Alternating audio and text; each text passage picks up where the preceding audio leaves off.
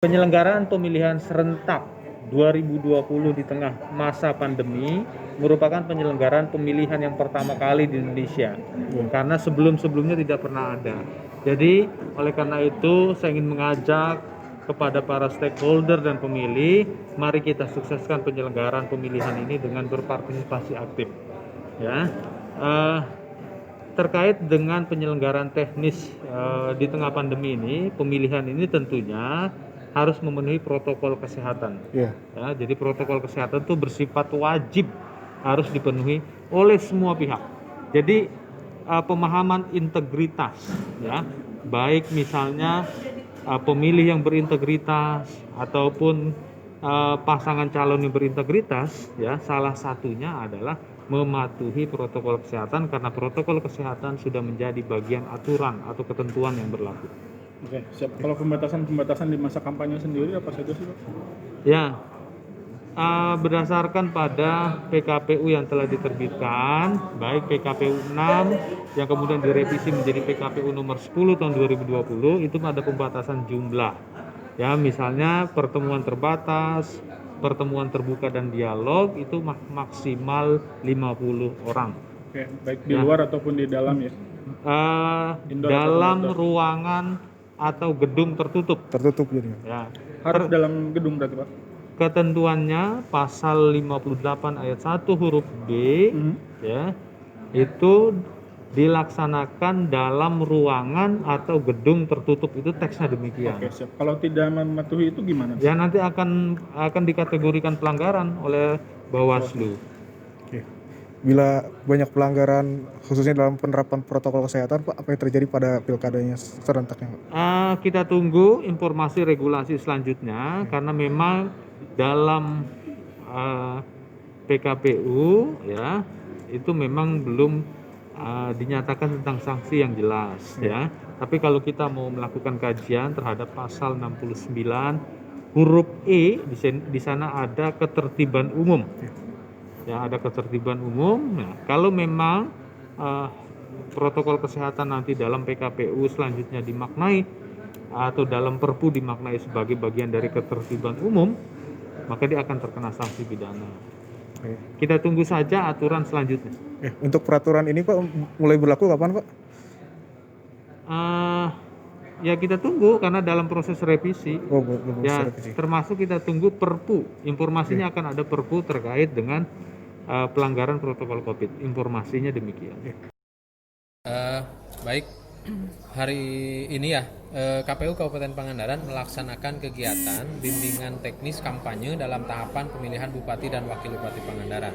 Kegiatan ini berlangsung sejak kemarin. Dimaksudkan dalam rangka memberikan informasi kepada peserta dan juga kepada unsur stakeholder penyelenggara pemilihan Bupati dan Wakil Bupati Pangandaran, di mana kita informasikan mengenai ketentuan-ketentuan apa saja yang kemudian harus dipatuhi selama masa pelaksanaan kampanye pemilihan Bupati dan Wakil Bupati Pangandaran. Melingkupi pertama pengertian kampanye, apa itu kampanye, kemudian selanjutnya jenis dan metode kampanye yang boleh dan diatur dalam ketentuan pelaksanaan kampanye, dari mulai pertemuan tatap muka, pertemuan terbatas, pertemuan tatap muka dan dialog, kemudian debat, kemudian juga pemasangan alat peraga kampanye dan penyebaran bahan kampanye, dan juga kegiatan lain yang tidak melanggar.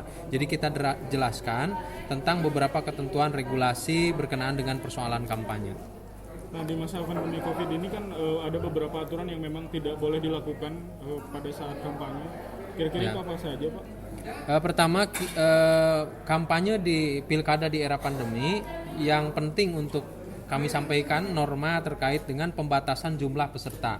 Dari keseluruhan jenis dan metode kampanye, pembatasan untuk jumlah peserta pertemuan terbatas tatap muka dan dialog adalah 50 orang maksimal, dan harus dilakukan di gedung dan di ruang dan gedung tertutup. Kemudian untuk kegiatan lain berupa rapat umum, kegiatan olahraga, kegiatan sosial, konser musik dan lain sebagainya, walaupun katanya akan ada dihapus, tetapi ini maksimal kalau dilaksanakan pesertanya maksimal 100 orang. Begitu, itu pemenuhan terhadap protokol kesehatan dan pembatasan jumlah, kemudian juga mempedomani protokol kesehatan. Ya. Untuk sanksi yang diberikan kalau melanggar gimana, Pak? Bagi bakal pasangan calon khususnya yang kemudian dinyatakan melanggar lebih dari 3 kali atau sampai 3 kali, ini normanya walaupun ini masih sedang digodok di Mendagri, tetapi informasi yang kami terima dari para pimpinan bahwa sanksinya adalah kalau mereka terpilih sebelum dilantik mereka akan dikarantina dulu di IPDN ya sebagai bentuk sanksi terhadap bupati, wakil bupati yang terpilih tetapi melanggar protokol kesehatan pada masa kampanye. Siap. Kalau terkait ini Pak, pengoclokan Pengundian nomor urut. Nah ini nanti teknisnya akan seperti apa sih?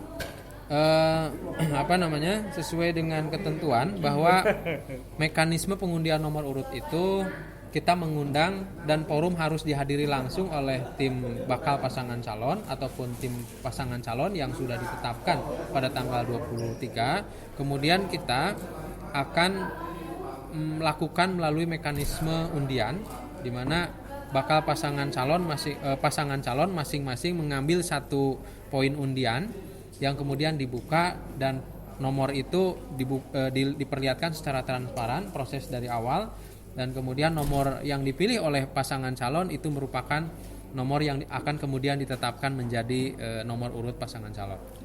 Setelah penetapan nomor urut, ini kan ada kampanye terbuka ya Pak. Katanya mau dilaksanakan di perahu Pak. Terkait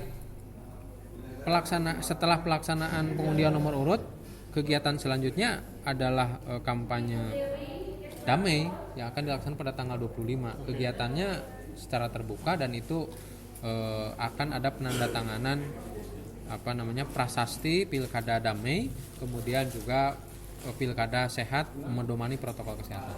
Apakah jumlah orang yang datang harus dibatasi, Pak? Kita batasi.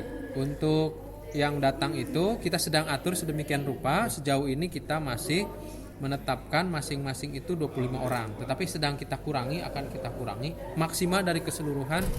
Semoga bisa kita evaluasi dan hari ini baru akan kita evaluasi maksimal 50 orang. Siap.